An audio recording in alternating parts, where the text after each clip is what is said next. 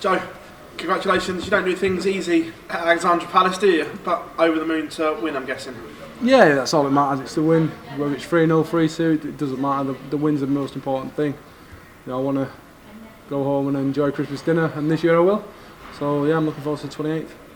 Monkey off your back last year, winning here. Did it feel different coming here this year? Different mentality because you'd already won. Like beforehand, you used to talk about dreading coming here. Yeah, it was more pressure from within, to be honest. You know, I come here expecting to win every year, and obviously it's not materialised every year. But this year I felt like I was in reasonable form, and I think it was Jim's first time on the stage. Obviously he played Ted, but it's his first time on the sage, so I thought I could maybe assert my authority, and I think the walk-on done me to be fair. They were singing right up until they said game on, and it affected me, so maybe that's something to work on going forward.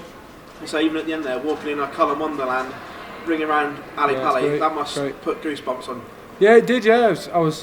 I think at the end, I know it's cliche, but it probably got me through at the end, because I knew I was playing okay, but obviously with playing okay and then having that lot behind you, you know, cheering for you, it's a nice recipe, so I think they got me through it in the end, and I'm more than thankful. Do you think you've matured as a player over the last 18 months? Yeah, I would have probably folded 5-6 years ago, or maybe not folded. Maybe that's a bit too harsh on myself, but maybe I would have looked for an excuse. Maybe this is why it happened. This is why. At the end of the day, as a player, you're responsible for your own destiny.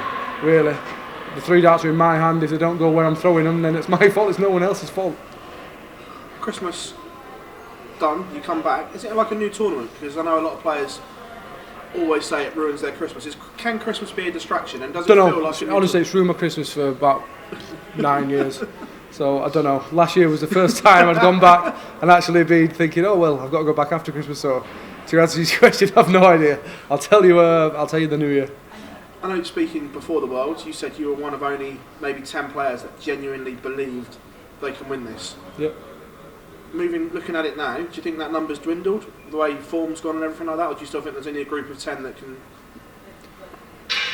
To actually win it, I think there's a select group, but the times we've had surprise finalists and things like that, and probably people will look at this and think, well, you'd be a surprise finalist, Joe, but not to me, I wouldn't. So I don't know. I think there's so many players that are capable, and it's just showing it here. That's what I've lacked in the past, and I fought today and I've dug deep and probably got a result maybe where I probably wouldn't have done before, so it can only be a positive moving forward. Do you look at draws? Because you're in that nice little section 2 that everyone keeps going. I know that I've got Whitlock or Clearmaker. I've not looked beyond that. Wade's the other seed in your in your segment going forward, so is it one that you can really attack? Yeah, but Wade was probably by his own admission, he was terrible the other night, but it's not going to be like that every game. The next game it'll be probably the James Wade that we all know, where he's absolutely lethal on the finish, and it's just probably James Wade's a perfect example. James, it's shocking to everyone, especially me, that James Wade's not reached a world final, because the amount of times that he's done so well here, but that's just how it works here. It's just you need that little bit of luck as well, and I don't think James has had that.